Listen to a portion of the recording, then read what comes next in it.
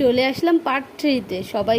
সবার কাছে আমি একটু ক্ষমা চেয়ে নিয়েছি, যেহেতু আমি ভিডিওটা অনেক বড় করে ফেলেছি, তো সেই জন্য আমাকে 3টে পার্টে ভিডিওটা শেয়ার করতে হয়েছে।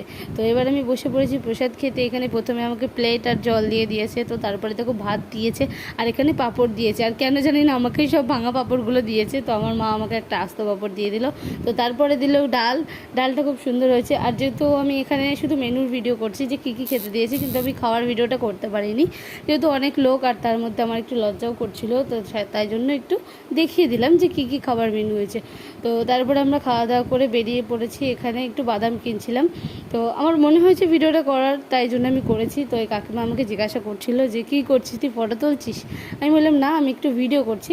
তো বললো ঠিক আছে, ভালো করে তোল, যাতে আমাদেরকেও একটু দেখা যায়।